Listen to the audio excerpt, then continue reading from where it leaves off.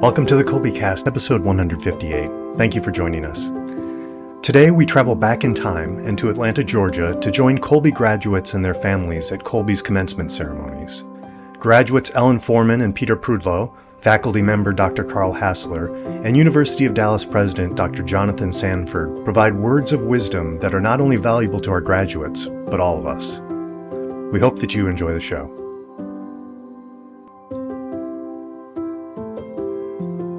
Hi there, I'm Bonnie, Kolbe homeschooling mom of 4 lads and lasses, liturgical musician, popcorn, and podcast fanatic.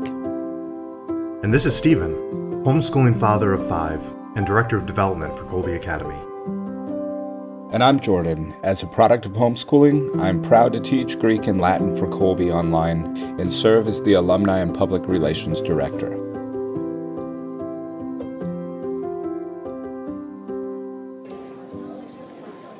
Good morning. Welcome to the commencement for Kolbe Academy class of 2023. We welcome our students, parents, faculty, and guests to join this joyful celebration.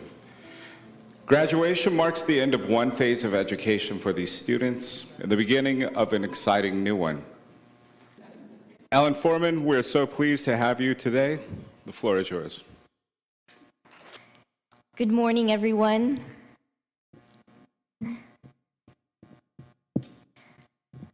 Firstly, I would like to thank everyone who has made my presence here possible, the mentors and friends who have enlightened me, not just with words, but with their actions, and encouraged me to never fall back on my dreams.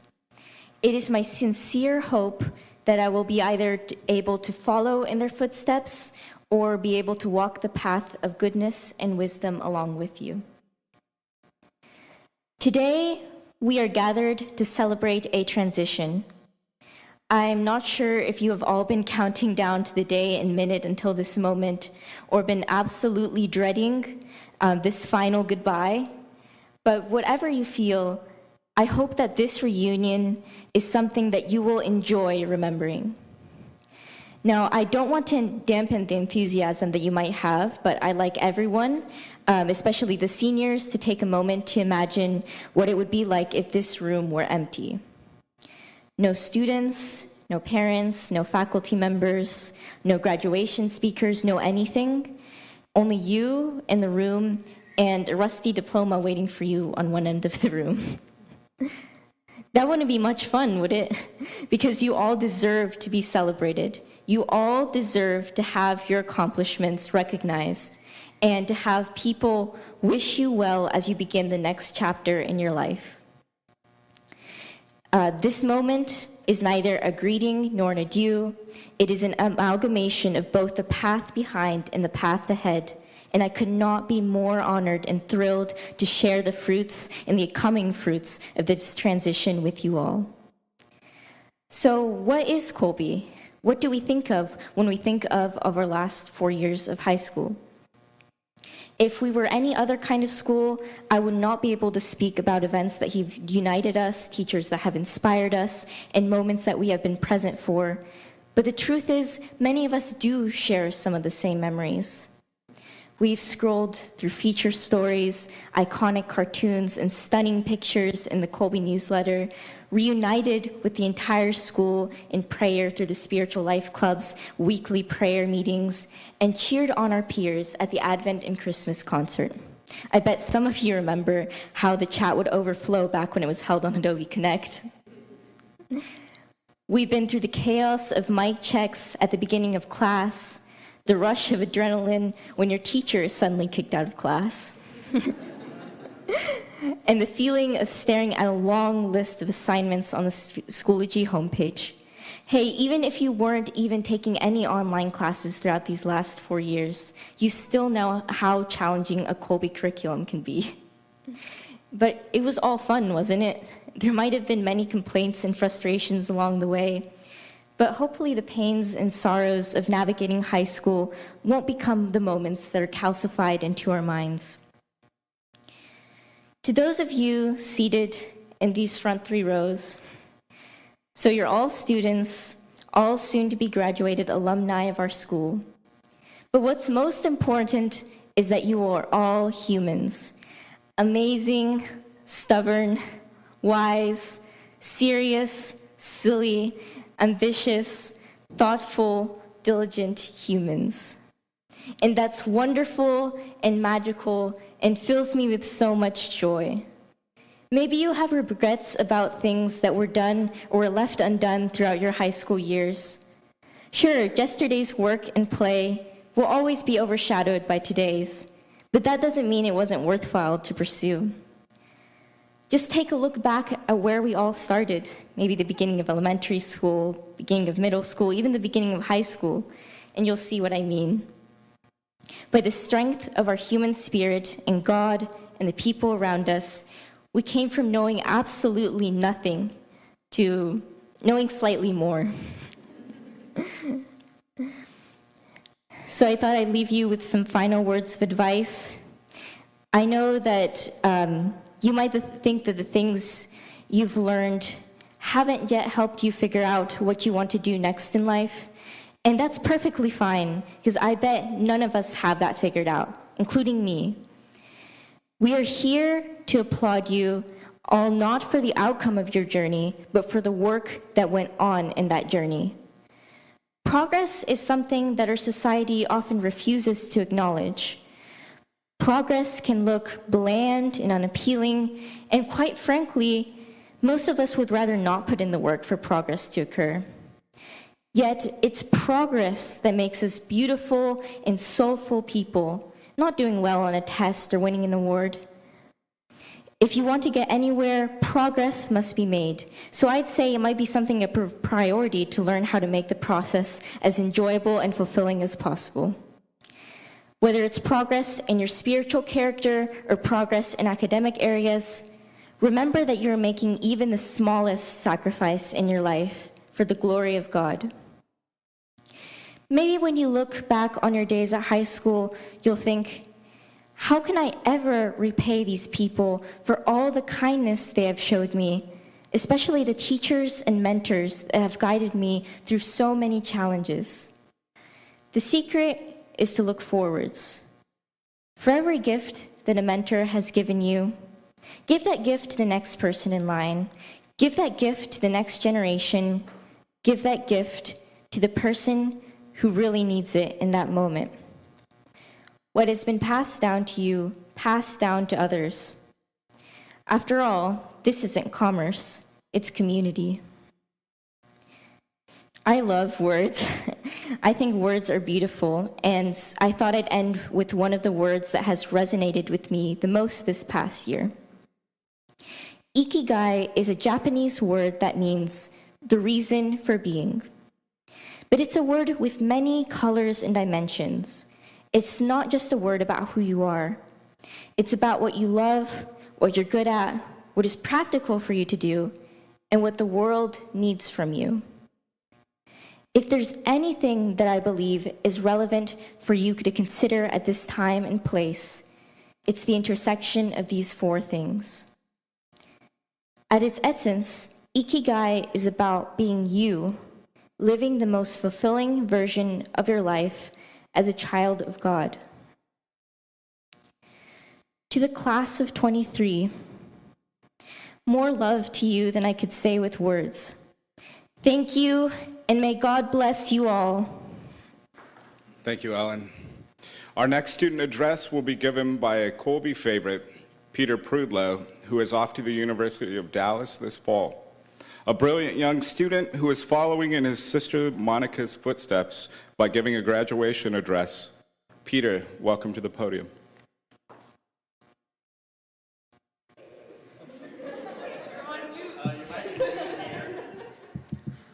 Hello, this is Peter Prudlo. Can you hear me?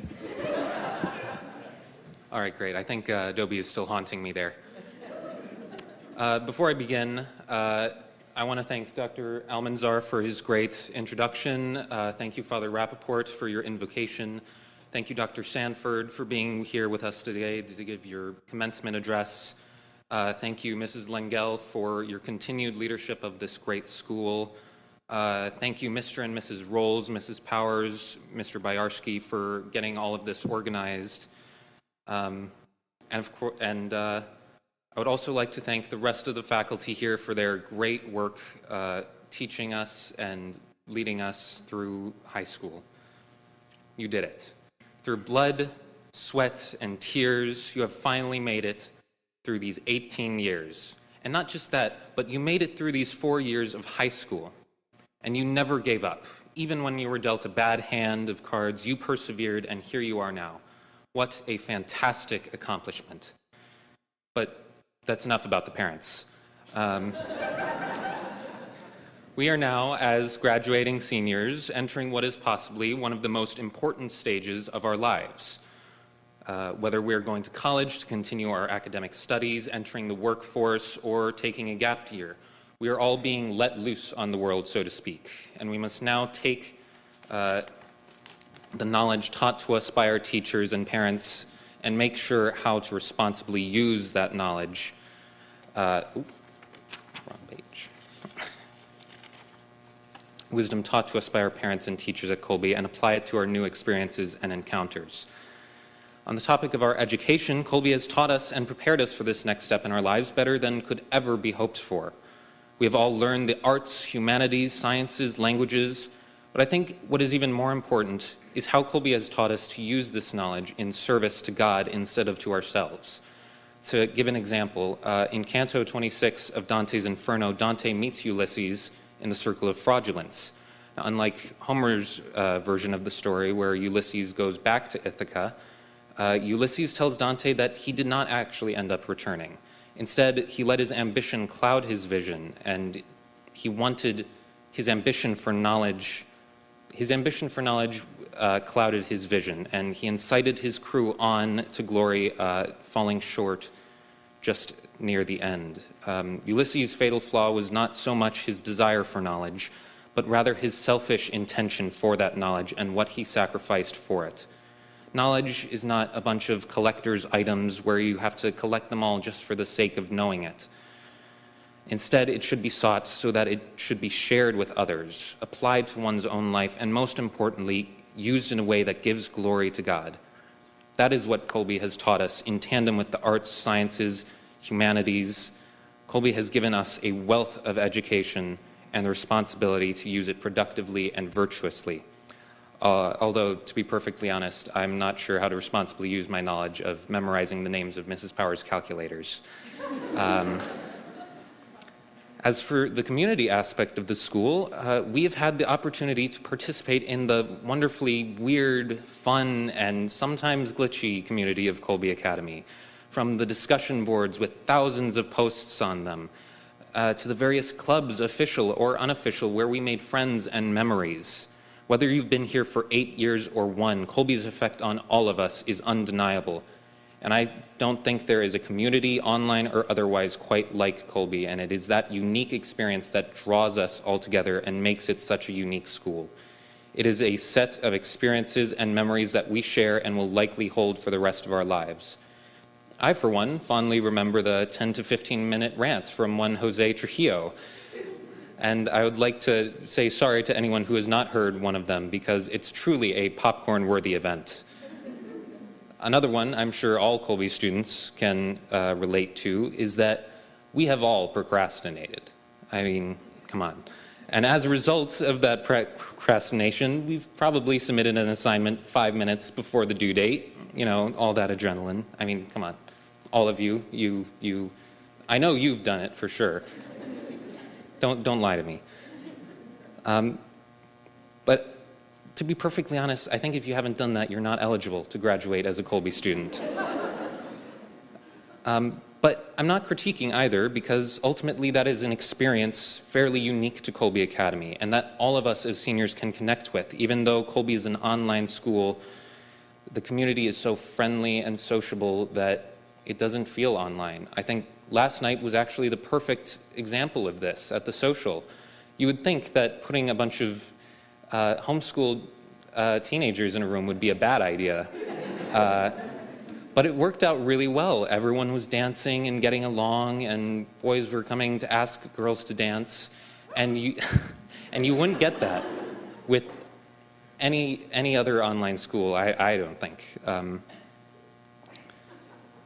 But remember those experiences and remember those memories, because you will likely hold on to those for the rest of your lives, and I think that's incredibly important. Some of the best years of my life I've spent at Kolbe, and I've made so many friends here and so many memories, and I will dearly miss all of you, teachers and classmates alike. And I think we can all sleep a little easier at night knowing that Adobe Connect cannot hurt us anymore. Thank you. Thank you, Peter.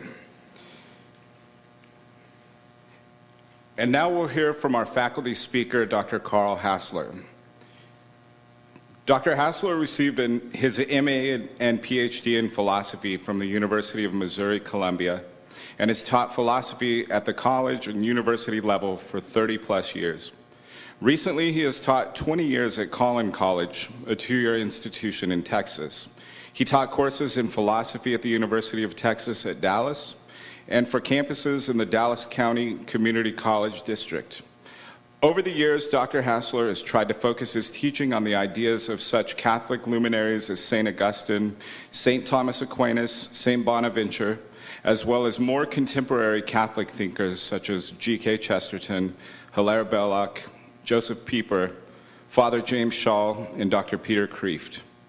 Dr. Hasler lives in Texas with his wife, 2 daughters, and his 2 grandsons. Dr. Hasler, welcome. I had about 3 hours worth of material for today, but Mrs. Langle told me I only had 10 minutes to speak. So I tried to cut it down a little bit. We'll see how it goes. This thing's in my face.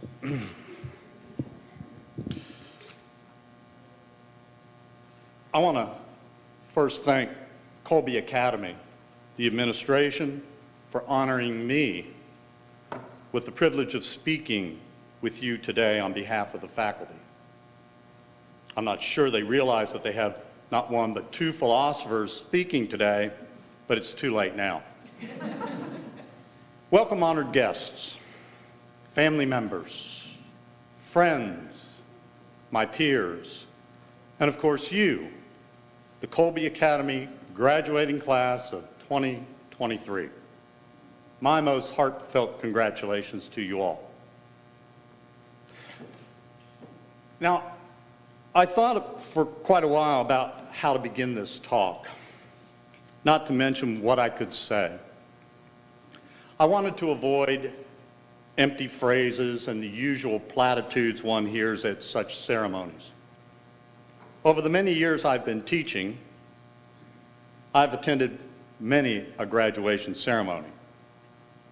What is most remarkable about all those ceremonies I have attended is this: I cannot remember a single thing of importance that any of those speakers had to say. Nada, nothing, zilch. I'm sure they waxed eloquently. Still, the only thing that comes to mind that I remember was one particular speaker, the wife of President George W. Bush, Laura Bush, who came and spoke at one of the graduating ceremonies. It was a big deal. But what she said, I don't know, haven't a clue. So my concern has been what I can say that might be useful, helpful, at least modestly memorable, or even, dare I say, inspiring. So in thinking about what I was to say to you on this important day, I then recalled what St. Paul said when writing his letter to the Romans. He wrote, "To all God's beloved in Rome," and I will insert all of you here today, "who are called to be saints, grace to you and peace from God our Father and the Lord Jesus Christ." I want to briefly speak to the idea that you, all of us here, are called to be saints. Now, I'm not thinking of those saints that may be remembered in the annals of church history or perhaps in a further edition of Butler's Lives of the Saints. But of course, I'm not denying that this might be a possibility. You'll never know. No, but that does not excuse us from the task of the call to be a saint. So what does this mean, to be called to be a saint? What did St. Paul mean by saying we are called to be saints? What is this vocation? And what does all your education to this point have to do with this call? It's a good question. My most immediate answer is, I don't know. But let me try to think through this a bit for you and for me. Let's see. You've learned your letters and numbers when you were quite young. Then all of a sudden, those strings of confused alien ciphers shivered into meaning. Words spoke to you, gave up their secrets. At that moment, whole universes opened. You became irrevocably a reader. God gave us all a mind to use especially when it comes to the questions of faith, morals, and ethical behavior, plus learning all about God's creation. How should we use this gift of a mind? Clearly, if the mind is to work well, we must exercise it. How? By thinking? And I'm reminded of a line from a song that thinking is the best way to travel. But should our thinking be by oneself alone? Like maybe invoking Descartes' project? Or by investigating the great minds that have come before us and who still reside in our midst? If we go with Descartes, I fear we will commit ourselves to the conceit of mediocrity because we end up relying only on ourselves. Shakespeare's line, "To thine own self be true," comes to mind here as well. So I suggest that to avoid our own mediocrity of thought, we continue to engage in conversation with those great thinkers of the past. But why this? Why be so troubled about what those of the past had to say? They're dead, aren't they? And after all, we have the internet. All sorts of streaming television, social media. Everybody's doing this all the time. Why do we need these old folks? Again, a good question. One thing you may have learned at Kolbe Academy, I hope, if somewhat surreptitiously, is that we live by ideas. That is, ideas. Those ideas we hold to be principles, or the ideas that shape how we understand the world and everybody around us. These are ideas that have stood the test of time. And these ideas do not arise out of nothing or in a vacuum. They come to us from the repository of the past. Just as one does not ask the cashier at Walmart about the best remedy for a physical ailment one may be suffering, so too one must not ask one's favorite pop star or actor how best to solve moral and ethical questions. As Socrates tells us, we must seek the one who knows. Well, which one is it? Here, I can only suggest it is not your popular musicians. I use that term loosely because,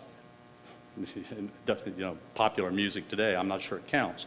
Nor is it your favorite movie or TV stars or athletes or, heaven forbid, most politicians. My suggestion here begins with the voices of the church, and to those voices the church often points to.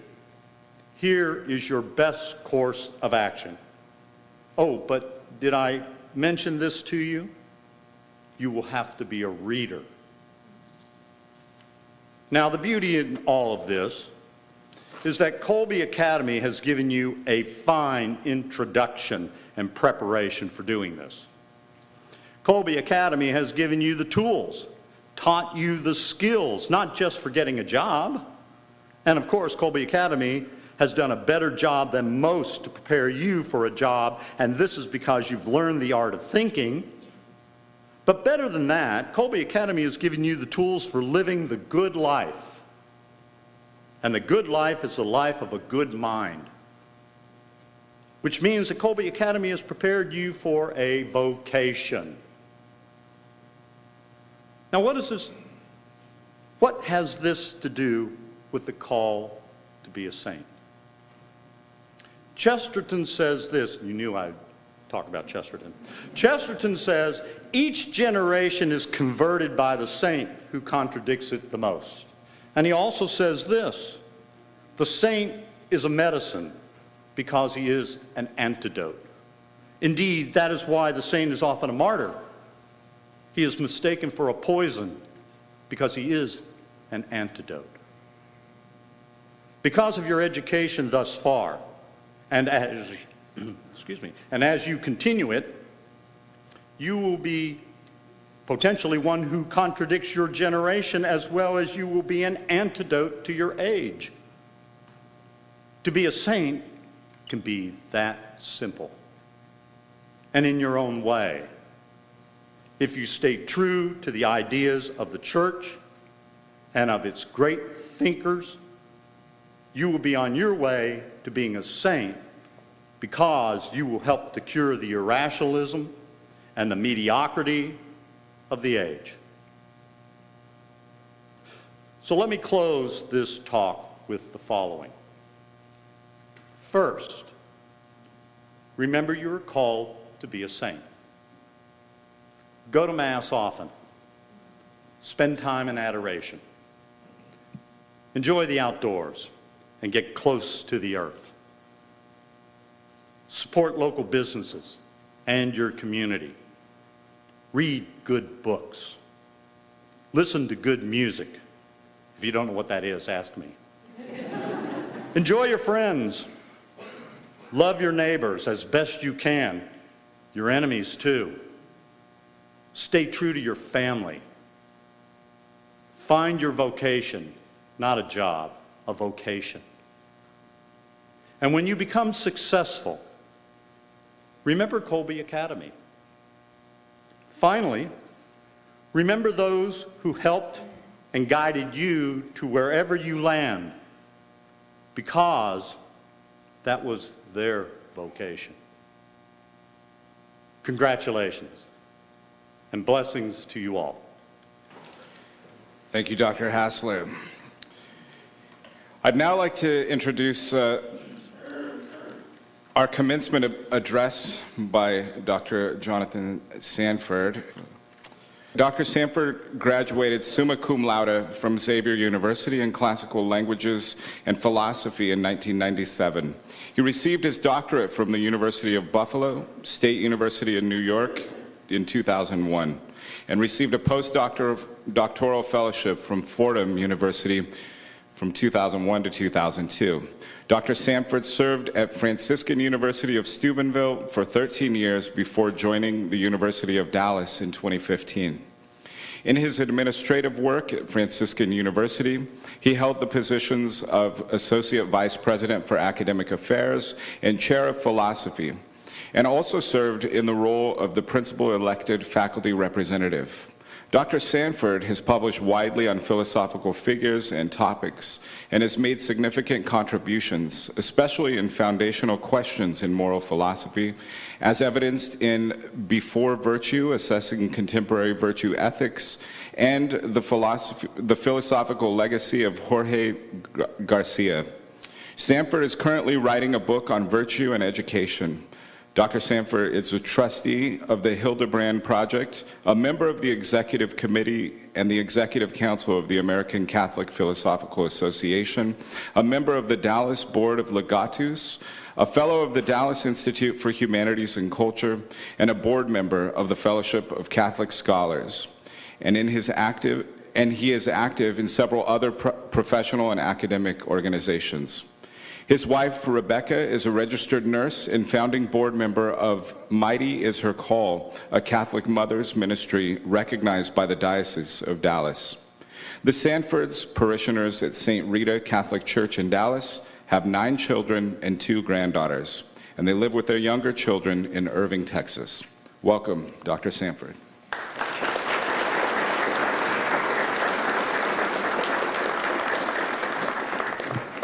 Thank you for that introduction. My greetings to each of you, and I want to recognize especially Executive Director Mrs. Mary Rawls, Chief Academic Officer Mrs. Megan Lingyel, the esteemed faculty and administration of Kolbe Academy, parents, grandparents, and other family members and friends, and especially you, the 2023 graduates. Good morning. This is indeed a blessed day. Commencements are liminal events. You are celebrating the completion of one set of activities, your formation through Kolbe Academy, and marking the beginning of something new. It is a good time to ask 2 questions. Where have you been, and where are you going? Kolbe Academy is explicitly dedicated to a formation in wisdom, truth, and virtue. What do these terms mean? What have you learned? How have you been formed?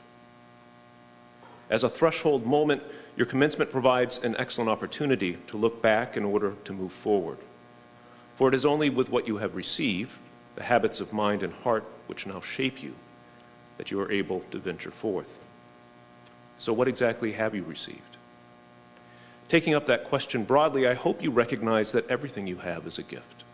Your life, your parents, your siblings, your friends, your teachers, coaches, your faith, even your struggles, your pains, your toils, your hardships are gifts. Often, our most important lessons come through failure and hardship, if that is, we have an eager spirit ready to learn. What do you do when someone gives you a gift? You thank him, of course.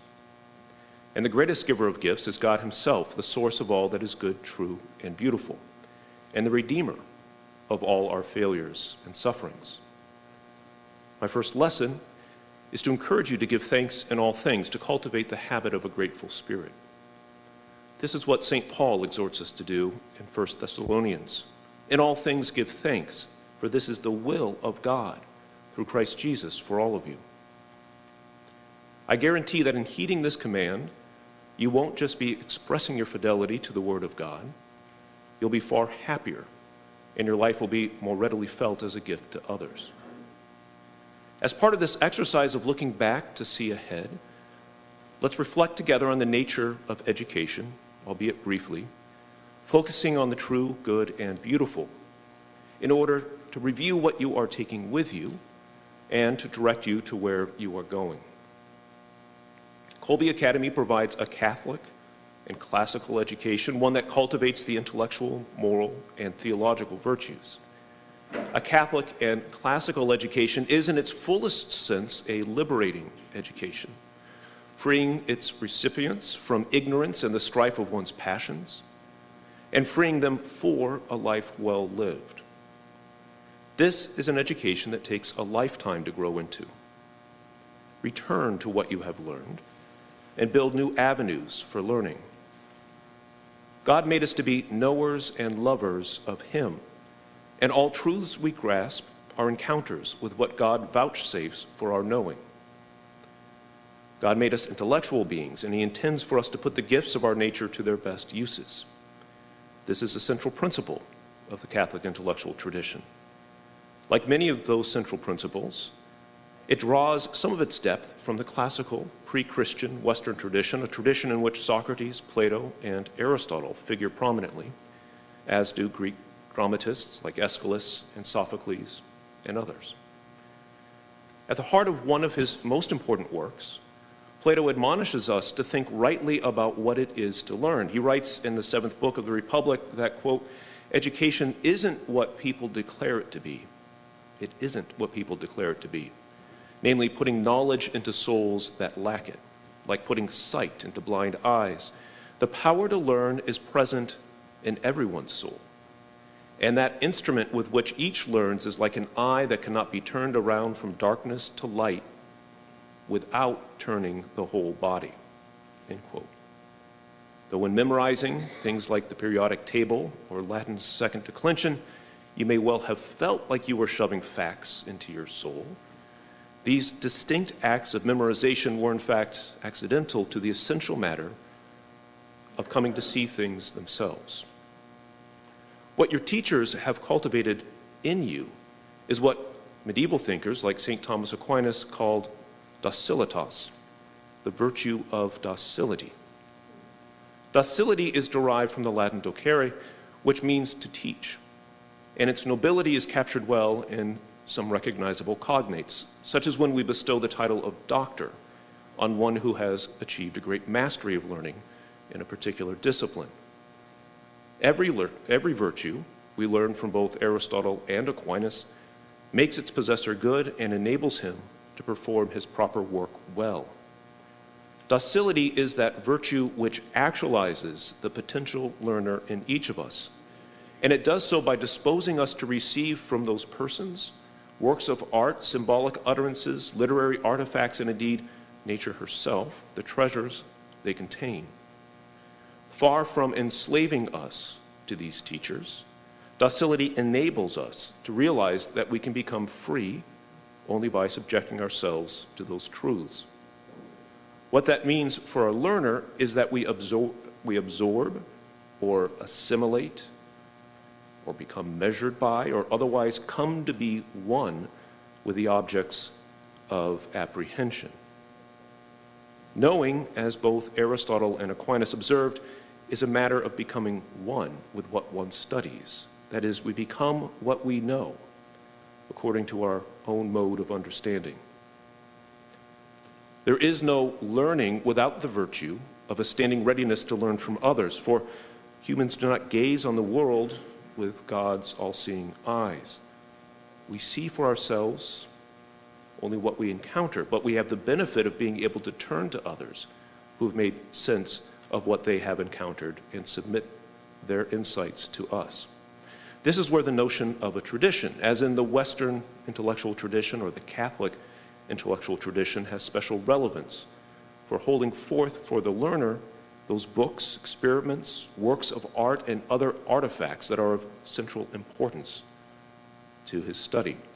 It is also the tradition that can provide some guidance to determining who in fact can be trusted as the contemporary conveyors of the tradition's treasures.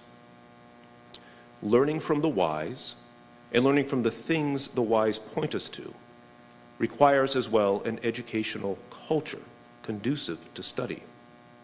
Docility, the capacity of being taught, implies not just the sheer capacity to learn, but it implies as well the desire. And in cultivating such a desire to learn, one needs an environment in which one finds others who are similarly desirous. Such a culture and the many acts of learning that take place within it are best understood within the context of friendship. Exercising the virtue of docility requires friendship, and education itself is a kind of friendship for the sake of friendship. First, speaking somewhat analogically, a Catholic and classical education is a friendship with the truth of things. Second, now literally, a Catholic and classical education fosters friendship between teachers and students. Third, a Catholic and classical education fosters friendships between students and between teachers. And fourth, and most significantly, a Catholic and classical education is ultimately about deepening a friendship with God. I know you have benefited tremendously from these friendships throughout your time at Kolbe, and I encourage you to continue to cultivate them as you go forth from this academy. I also encourage you to seek and nurture the right sort of new friends, for it makes a tremendous difference with whom you spend your time and what sort of culture you contribute to. Find friends who share with you a desire to learn, who challenge you to be more excellent, who encourage you to grow into your knowledge and love of God. This vision for education stands in stark contrast with that predominantly held in high schools and colleges. We live in what is often called the digital age. One of the implications of this is that we can come to think that knowledge is digitizable, seamlessly transferable into any variety of so-called smart devices, and therefore cheap. Just as René Descartes makes the mistake of approaching metaphysics with the methodology of the mathematician, and so reduces the material world to the merely extended, flexible, and mutable, it has become common to think anything that can be scanned, and in fact, everything physical can be scanned, is nothing more than its digital expression. But things are not their representations, and some representations are more and others less revealing of things. Knowledge is not information. Knowledge is always, as I've already said, a matter of personal encounter between a knower and a thing. It is things that measure us, revealing to us, if we listen attentively to them, their being. It is their relationship between your mind, and it is the relationship between your mind and beings that yields what we call truth. Your teachers have been craftsmen of the art of directing your intellects towards those beings most worthy of your attention. More than only striving to instill in you those habits of mind we call the intellectual virtues, like Plato, your teachers know that the whole of your being must be oriented rightly. And that is a matter of fostering in you those perfections of character we call the moral virtues. It is at this juncture that the quest for discovering the truth of things and the quest for achieving the good ought to be seen to go hand in hand. Integrated formation entails full human formation.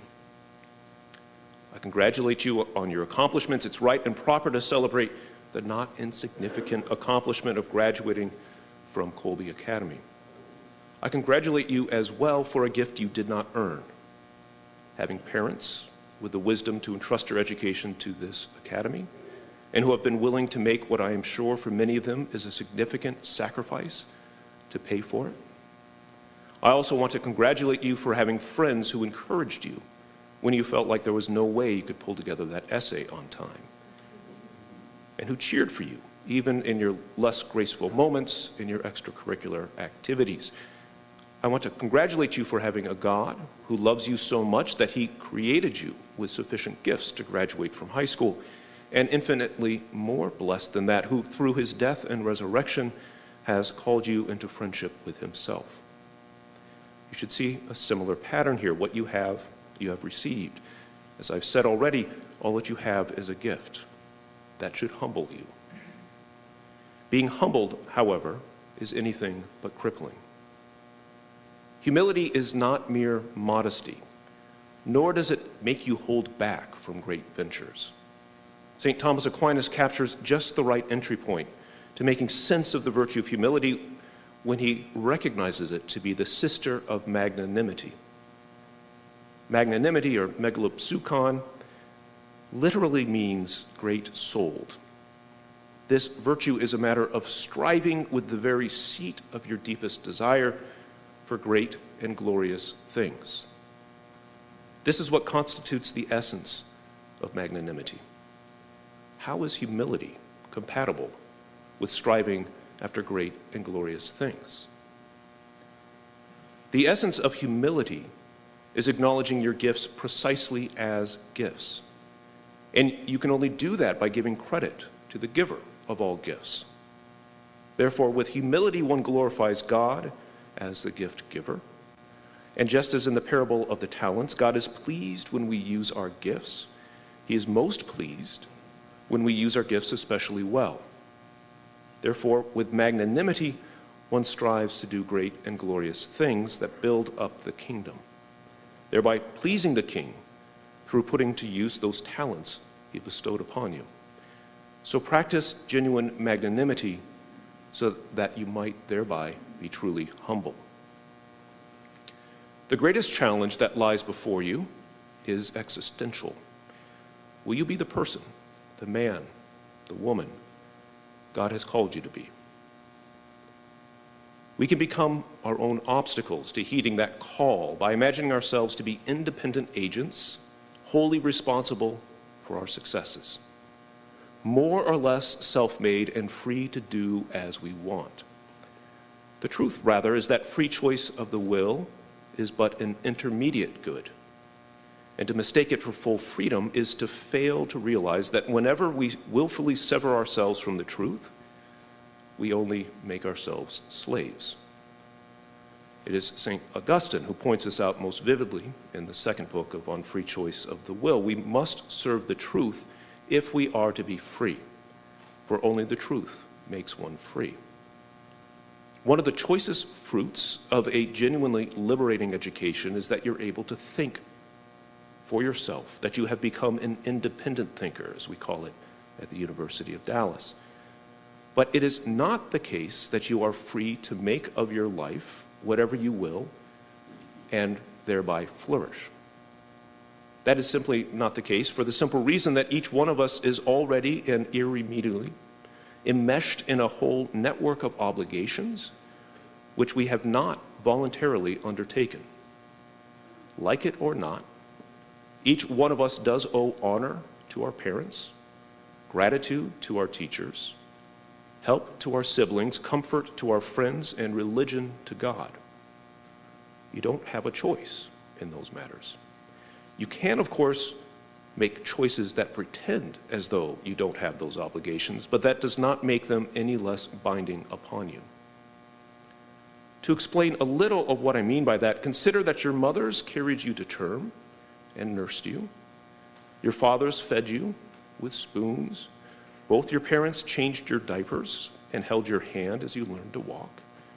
They and the many others they invited into your life as helpmates in raising you, like your teachers at Kolbe Academy, have indeed brought you to a point where you can more or less take care of yourself. But the mark of real maturity is acknowledging that you are in fundamental relation with others and exercising virtues that promote their flourishing. Even during those most independent seeming periods of our lives, college can seem that way, we are still at every moment dependent on others for any variety of things, from the food you procure from the grocery or the cafeteria to the streets or walkways you utilize to the books you read. Moreover, no great reflection is required to see you will, if you are fortunate enough to live to old age, once again be in need of someone to spoon feed you, to turn you over in bed in order to avoid bed sores and to change your diapers. All this focus on basic needs is not meant to shock, but rather to remind you that you are each an animal. A wondrous, unique, and bound for heaven animal to be sure, but an animal nonetheless. Your body is not something you use for a bit before your true self departs to be with God. Rather, as the Catholic Church, especially guided through the teachings of St. Thomas Aquinas, teaches, you are your body.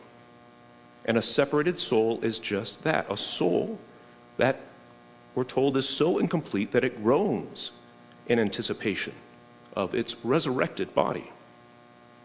It is this insight about our biological nature that puts the lie to the idea that you can, for instance, change your gender like you change your clothes. We are the beings we are. We are rational animals. But being rational means that we speak, and the things we speak about primarily have to do with the ways in which we live our lives together. And no one learns to speak unless taught to do so by others. So we're not just rational animals. We are what the contemporary philosopher, Alistair MacIntyre, calls dependent rational animals. It is simply a fact that no living being can flourish except by being fully the sort of being it is. If you are to flourish, if you are to be truly successful, then you can only do so by acknowledging your dependency on others and caring for those who are dependent upon you.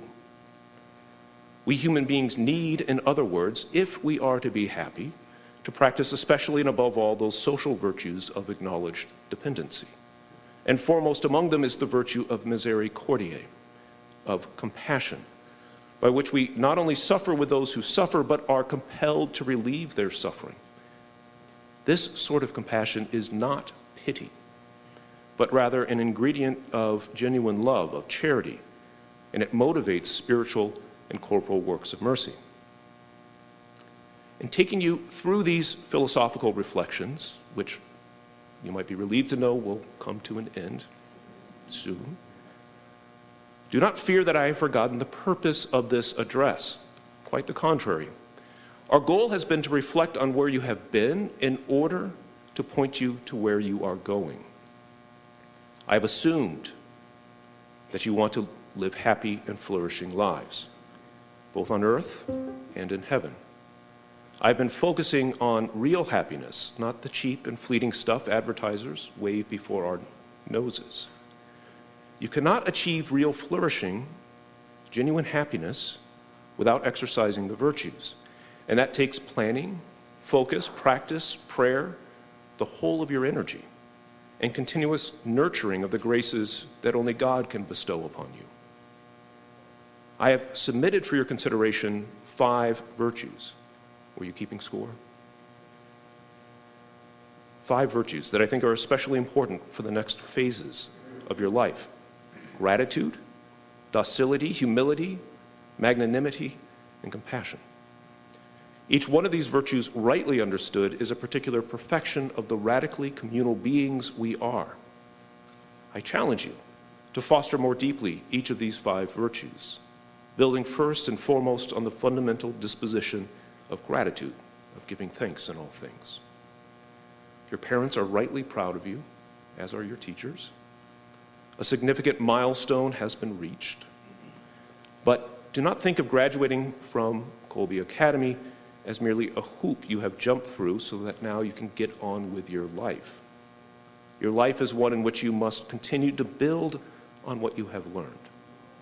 Love the truth, promote charity, be genuinely humble so that you can strive to do great things for the greater glory of God.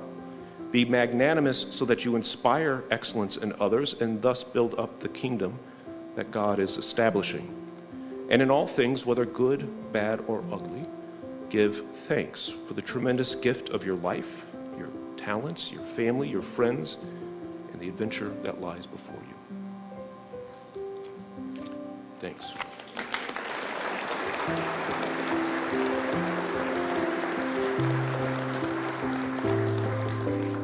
Thank you, Dr. Sanford.